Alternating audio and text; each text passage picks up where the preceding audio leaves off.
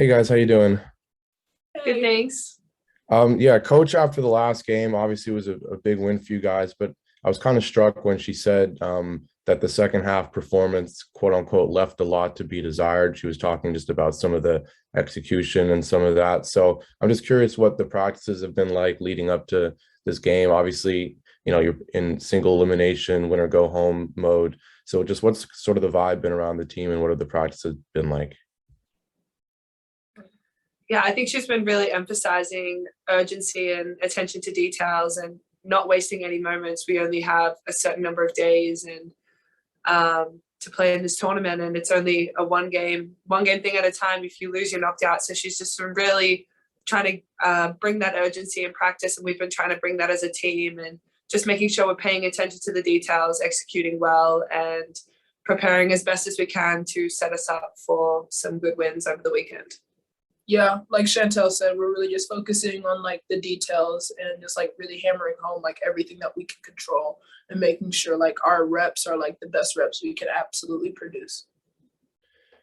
And then I know that this year and kind of a lot of the past few years have been kind of marked by injuries and whatnot. Obviously, you are two players that have been playing through injury throughout a lot of your career, and especially these past 2 years. So I'm just curious how you guys are in terms of your health feeling and just sort of the rest of the team, if you notice any added health given sort of nearing the end of the year.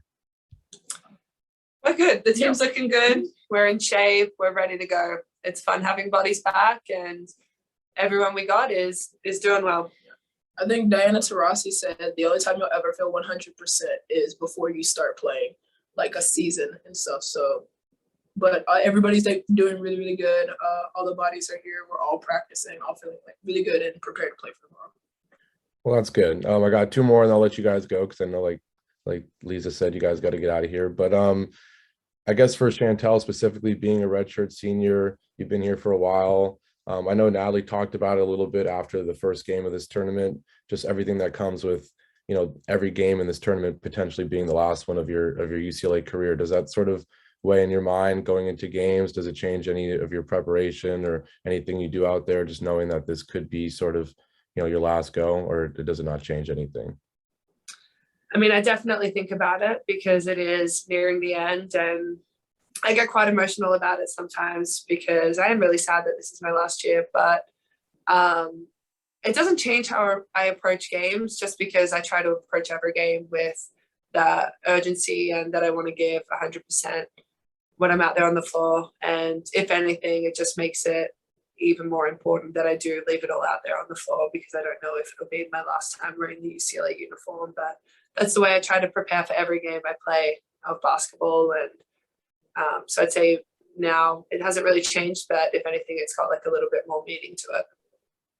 And then finally, for both of you, obviously you're heading out to face Wyoming, and you guys played Wyoming last year. Obviously, it was a different tournament, being the NCAA tournament instead of the WNIT, but a lot of the matchup is still the same, given it's a single elimination winner go home game away from Pauley Pavilion, all that. So how much of you guys, with both of you being at that game, how much of you guys sort of referenced that game last year in terms of maybe watching film or just trying to learn a little bit about their team and what you're going to see tomorrow? We talked about it a little bit because Wyoming is bringing back a team that was filled with a lot of the girls that played us against last year, but we've also been focusing on like, we're a completely different team and this is what we need to really focus on today. And like, this is how our team is going to be like in the best preparation to play and try to beat them tomorrow. So it's also been like a focus of like, here's what our team strengths are. And yes, they are bringing back returners, but this is what we also need to do as well. All right, well, that's all I got for you guys. Safe travels and good luck tomorrow. Thanks for your time. Thank you. Have a good day. Bye.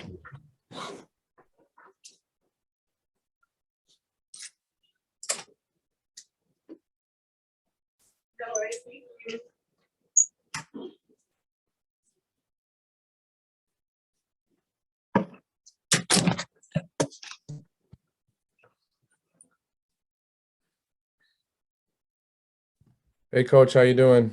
Good. How's it going, Gavin? Good to see you. You as well. Shoot. Do you want me to make an opening statement or something, or are you good?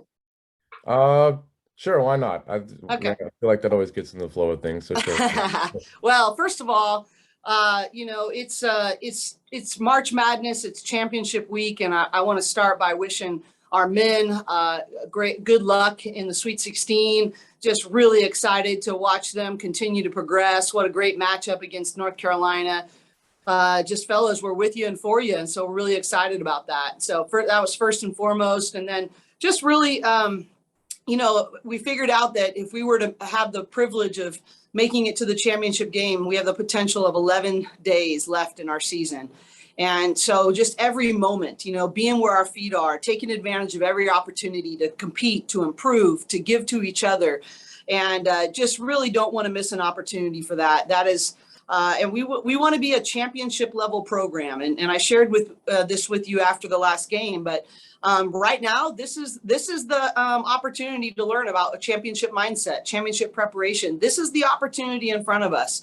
And so, we need to take advantage of that. We need to start, this needs to be a dress rehearsal of what does it look like to have the habits, the mindset, the expectation, the execution of championship level teams. And so that's what I'm focused on, is how do we build that, and then how do we create an amazing finish for our seniors. Right, kind of going off that, like you just said about the execution, attention to detail. I talked to the players about it. I was kind of struck after the press conference in the last game when you said that the second half left a lot to be desired. Obviously, it was a pretty handled win there, but it being the WNIT, it being a single elimination tournament, obviously every moment is super important. And so I'm just curious, sort of, the players said that practice was definitely focused this week, given, the second half and the lack of execution there. But I'm just curious on your end if you agree. Yeah, I do agree. I think I remember there was a really pointed time where, and I think I shared this, that I looked them in the eye and said, do you want me to change the standard of excellence? And they immediately said no. And I said, that's been my challenge this whole week. And is what? I want us to have our eyes really singularly focused on what does excellence mean for me right now? What does, a championship habits mean for me right now? What kind of uncommon choices am I willing to make as a coach, and what am I willing to demand and hold the standard to for our players? And so I agree. I think that they've made some good steps. We had a couple ups and downs today and in today's practice, but I think one of the things that's really good is our players got them together. Chantel got them together. Camryn got them together. I think we have some real mature players, both emotionally, but also tactically, that understand what it takes. And I was glad to see that they were the leaders of that correction and not the coaching staff. Looking ahead to the matchup, obviously it's Wyoming.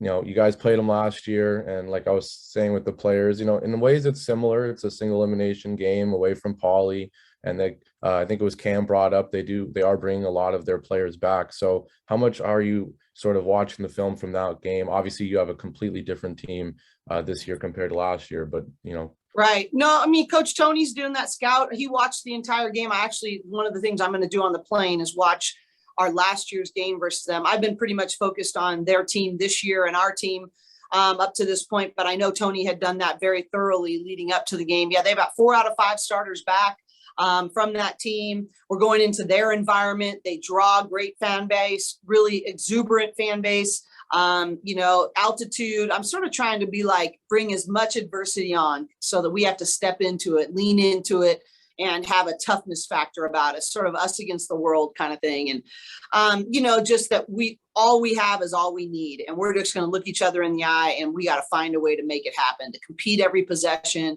to play through your feelings. It will be difficult, no question about it. But good, because that's how you get to go to new levels. That's how you discover new gears inside yourself that maybe you didn't even know you had. So, a lot of respect. They shoot the 3 extremely well. They're the -- 1 defensive rebounding team in the country. They've got a great post presence on the block. They've got a lot of things that spread you out and help you, make you make tough decisions. So it's going to be a challenge for us, but I think that's exactly what we need. And then sort of talk about some of the confidence with your team coming into this game. I know, when you were making your bids to try and make it into the NCAA tournament, you talked about how this is the best your team had been playing all year. You beat Arizona, you push Oregon to the wire. And obviously you're one of the more battle tested teams in this field in the WNIT. So does that bring a certain level of confidence knowing you might be playing your best basketball of the season and you're probably one of the best teams in the field?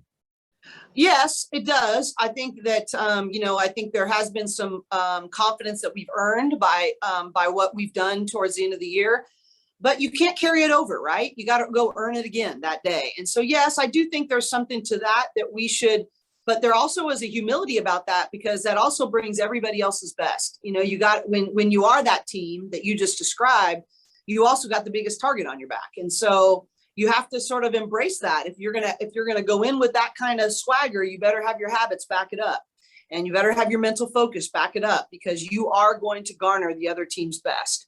And so, I think that it's I am really proud of the progressions that we're making. I'm proud and thankful for these opportunities that we have to grow. I mean, I think about Angela has grown so much. And I just think this is like a gift to someone like her that has hardly played until February, I think 16th. So this is just priceless repetition for her. But we have a lot of people that are growing big time. But at the same time, you know what? That was yesterday. What are you going to do today? I just think, that's only productive if it focuses you that much more for that particular day. And I think we just have to be present, focused, totally committed, and, picturing every day as a championship opportunity. And I'll leave you with one or two more quick questions, if that's okay. Sure. Just you talked about it being sort of, the last few days of the season. It's going to, speed up on you guys, obviously. And I talked to Chantel about her being a senior and this being her last run. And you have quite a few players who, grad transfers or redshirt seniors. This could be it for them. So do you see an added sense of urgency from, some of those players that are nearing the end of their career, just knowing that every game could be it for them?